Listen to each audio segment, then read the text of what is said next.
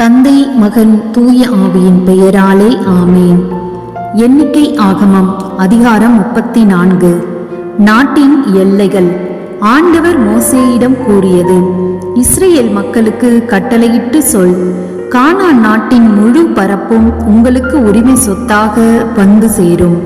கானான் நாட்டில் நீங்கள் நுழையும் போது உங்கள் தெற்கு பகுதி சீன் பாலை நிலத்திலிருந்து ஏதோமின் ஓரமாக செல்லும். அதன் எல்லை கிழக்கில் உப்புக்கடலின் முடிவிலிருந்து துவங்கும் பகுதியாகும். அந்த எல்லை அக்கிரபிம் மேட்டுக்கு தெற்கே சுற்றி சீனை தாண்டி காதேசு பர்னேயாவுக்கு தென்புறத்தை அடையும். பின் அது செராதாருக்கு சென்று அட்சமோன் ஓரமாக கடந்து செல்லும். அந்த எல்லை அட்சமோனிலிருந்து எகிப்தின் சிற்றாறு வரைக்கும் சுற்றி போய் பெருங்கடலில் முடிவுறும்.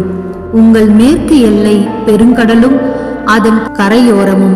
இதுவே உங்கள் மேற்கு எல்லை. உங்கள் வட எல்லையாக பெருங்கடலில் இருந்து ஓர் மலை வரை நீங்கள் எல்லையை வரையறுத்து கொள்ளுங்கள்.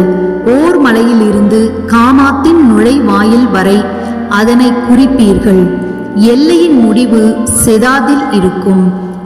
அந்த எல்லை சிப்ரோன் வரை தொடர்ந்து சென்று அட்சரேனோனில் முடிவுறும். இதுவே உங்கள் வட எல்லை.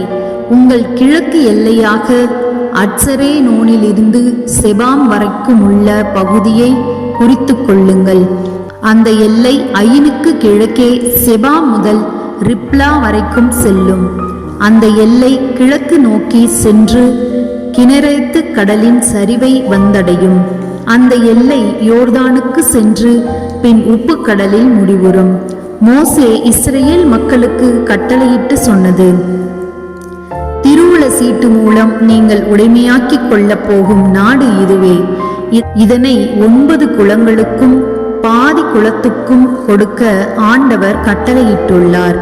மூதாதையர் வீடுகள் வாரியாக ரூபன் புதல்வர் குலமும், தங்கள் மூதாதையர் வீடுகள் வாரியாக காத்து புதல்வர் குலமும், மனாசேயின் பாதி குலமும் தங்கள் உரிமை சொத்தினை பெற்றுவிட்டனர்.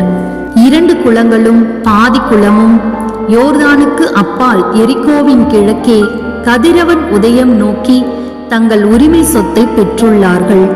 ஆண்டவர் மோசேயிடம் கூறியது: உரிமை சொத்துக்காக உங்களுக்கு நாட்டை பங்கிட்டு தருவோரின் பெயர்களாவன: குரு எலையாசர், நூனின் மகன் யோசுவா. இவர்களை தவிர உரிமை சொத்துக்காக நாட்டை பங்கிடும்படி ஒவ்வொரு குலத்தில் இருந்தும் தலைவன் ஒருவனை நீங்கள் தேர்ந்து கொள்ள வேண்டும்.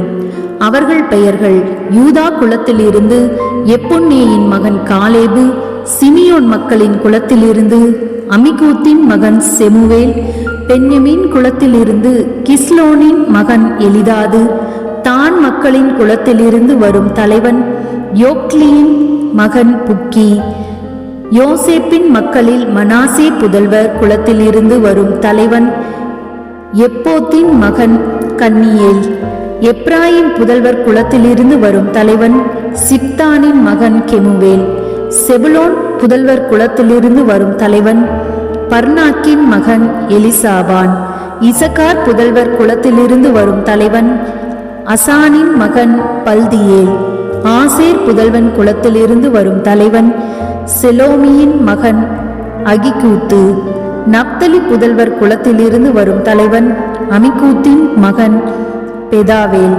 கானான் நாட்டில் இஸ்ரேல் மக்களுக்கு உரிமை சொத்தை பங்கிடும்படி ஆண்டவரால் பணிக்கப்பட்டவர்கள் இவர்களே.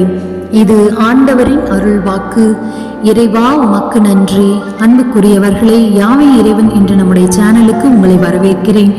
ஆண்டவருடைய வார்த்தைகளை கேட்க ஆர்வமாக வந்த உங்களை ஆண்டவர் ஆசீர்வதிப்பாராக.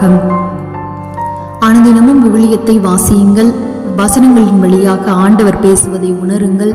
ஆண்டவரோடு எப்பொழுதும் உறவாடுங்கள். ஆண்டவர் மிகவும் மகிழ்ச்சி அடைவார். ஆண்டவர் விரும்புகிற பிள்ளைகளாக உங்களுடைய வாழ்க்கையை மாற்றுங்கள். வாழ்க்கையின் பாதைகளை ஆண்டவரிடத்தில் ஒப்புக்கொடுங்கள். உங்களுடைய விருப்பப்படி அல்ல, ஆண்டவருடைய விருப்பப்படி வாழ்க்கை அமைய வேண்டும் என்று அனுதினமும் ஜெபியுங்கள். ஆண்டவர் நல்ல பாதையை காட்டுவார், நம்மை நல்ல வழியில் நடத்துவார். அந்த மக்களுக்கு எப்படி வழிகாட்டினாரோ ஒவ்வொன்றும் செய்ய வேண்டும் என்பதை ஆண்டவர் எவ்வாறு கூறுகிறார் பார்த்தீர்களா? அதே போல் நம்முடைய வாழ்க்கையிலும் நாம் என்னென்ன செய்ய வேண்டும் என்பதை நம்மோடு பேசுவார்.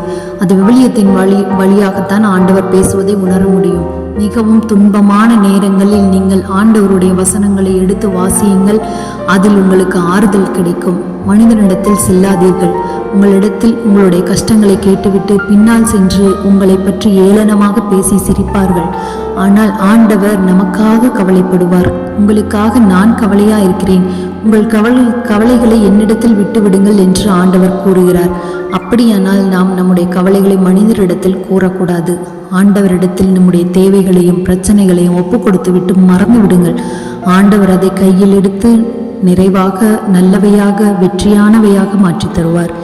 ஆண்டவர் உங்களை நீண்ட ஆயுளினாலும் நிறைவான செல்வத்தினாலும் குறைவில்லாத மகிழ்ச்சியினாலும் நிரப்பி ஆசீர்வதித்து வழிநடத்துவாராக. ஆமேன்.